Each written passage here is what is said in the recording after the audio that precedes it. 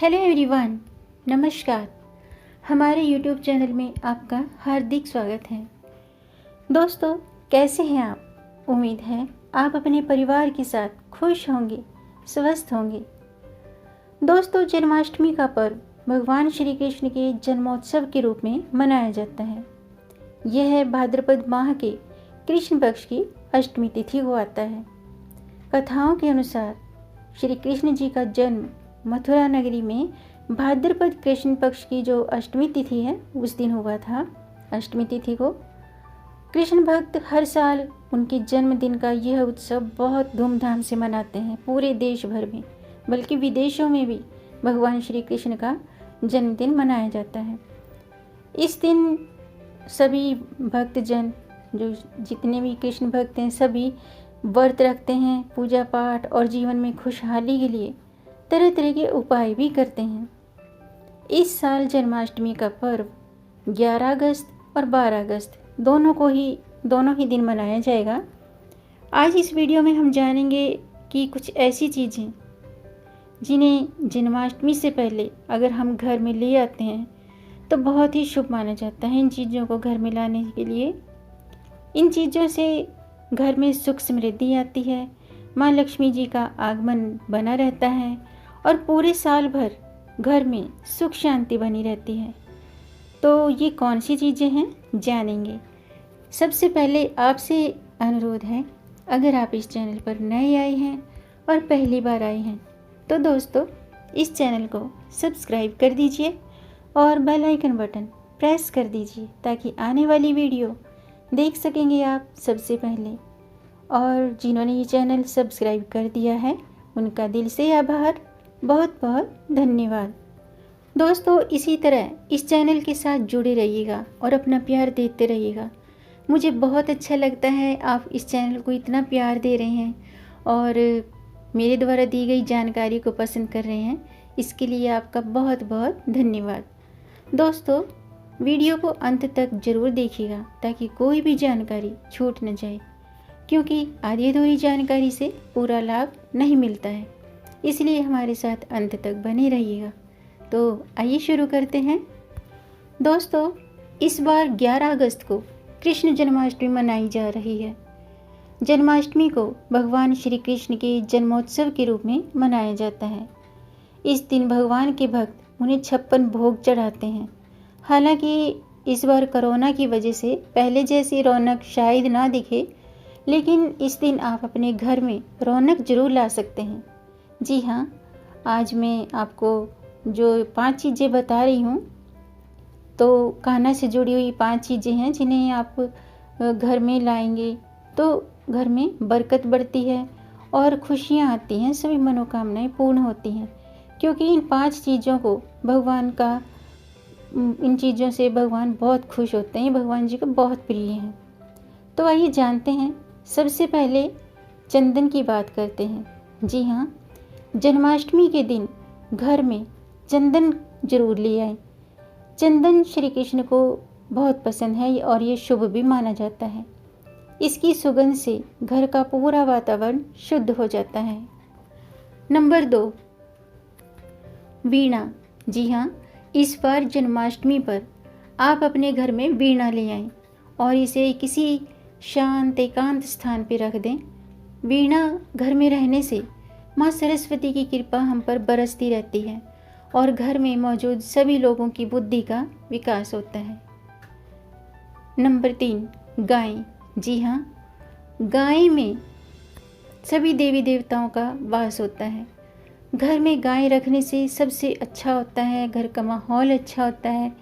जैसे कि आप भी जानते हैं कि भगवान श्री कृष्ण को गाय बहुत प्रिय थी। ऐसा माना जाता है कि घर में गाय रखने से घर में हमेशा धन दौलत का आगमन बना रहता है, सुख समृद्धि बनी रहती है। तो अगर आपके घर में गाय नहीं है तो इस जन्माष्टमी पर गाय जरूर ले आएं या गाय की प्रतिमा जरूर ले आएं, क्योंकि दोस्तों गाय भगवान श्री कृष्ण को बहुत ही प्रिय है। भगवान श्री कृष्ण गौ माता से बहुत अधिक प्रेम करते हैं। इसलिए शास्त्रों के अनुसार जन्माष्टमी पर जन्माष्टमी शुरू होने से पहले ही आप घर में गौ माता और उनके बछड़े की प्रतिमा ले आएं। और अगर आप घर में गाय की सेवा करते हैं, ये तो बहुत ही अच्छी बात है, तो आप जन्माष्टमी पर प्रतिमा भी ला सकते हैं, उसकी पूजा करेंगे तो भी गौ माता की और भगवान श्री कृष्ण की कृपा प्राप्त होती है। शास्त्रों में गाय को माता के रूप में पूजा जाता है और ऐसा माना जाता है कि गाय में सभी देवी देवताओं का निवास होता है। इसलिए जन्माष्टमी से पहले घर में गाय की प्रतिमा लाने से भगवान का आशीर्वाद हमें शीघ्र ही प्राप्त होता है।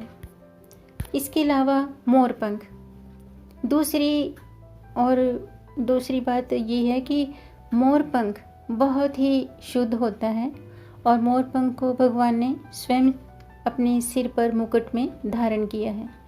भगवान श्री कृष्ण को मोरपंख बहुत प्रिय है। माना जाता है कि जन्माष्टमी के दिन या इससे ठीक पहले यदि घर में मोरपंख हम लेकर आते हैं तो भगवान की कृपा हम पर सदैव बनी रहती है। इससे न सिर्फ घर की नकारात्मक दूर होती है, नेगेटिविटी दूर होती है, बल्कि इससे राहु की महादशा को भी दूर किया जा सकता है। इसके अलावा बांसुरी, भगवान श्री कृष्ण को बांसुरी बहुत प्रिय है। इसलिए यदि आप जन्माष्टमी पर या जन्माष्टमी से ठीक पहले घर में बांसुरी लेकर आते हैं तो भगवान श्री कृष्ण, भगवान नारायण और माँ लक्ष्मी जी का आशीर्वाद हमेशा हम पर बना रहता है। बांसुरी से घर में सकारात्मकता बनी रहती है और साथ ही इससे वास्तु दोष भी सदा के लिए दूर होता है। घर में बांसुरी रखने से घर का वास्तु दोष दूर होता है। लेकिन दोस्तों, एक बात का ध्यान रहे, बांसुरी कभी भी सीधी नहीं रखनी है, इसे हमेशा तिरछा लगाने से ही फायदा होता है।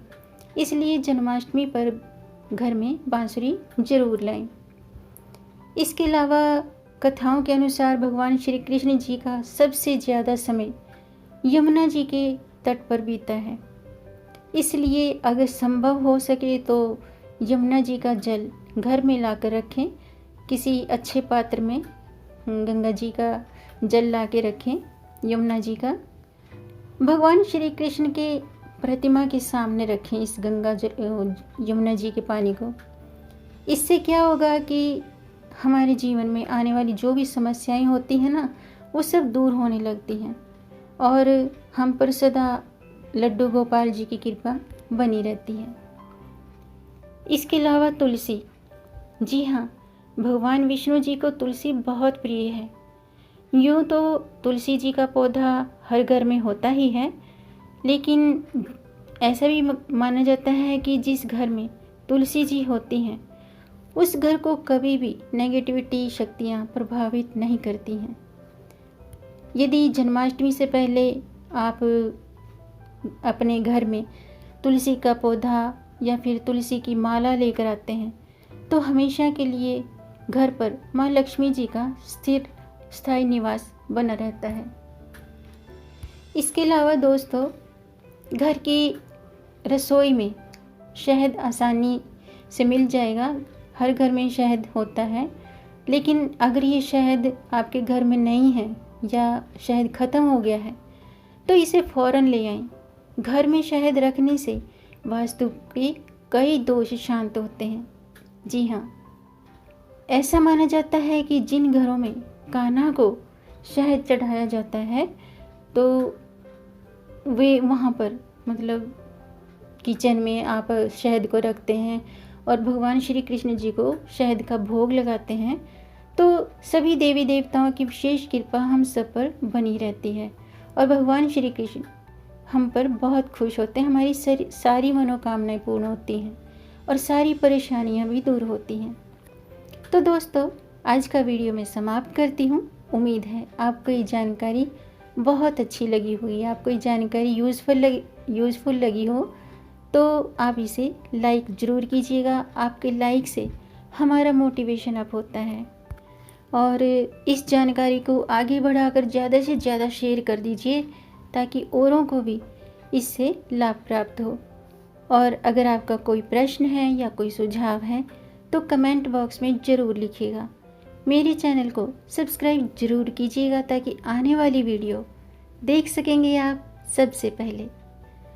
तो मिलेंगे नई जानकारी के साथ, तब तक आप खुश रहें, स्वस्थ रहें, अपना ख्याल रखें और अपनों का भी ख्याल रखें। जय श्री कृष्ण, जय श्री राधे, हर हर महादेव।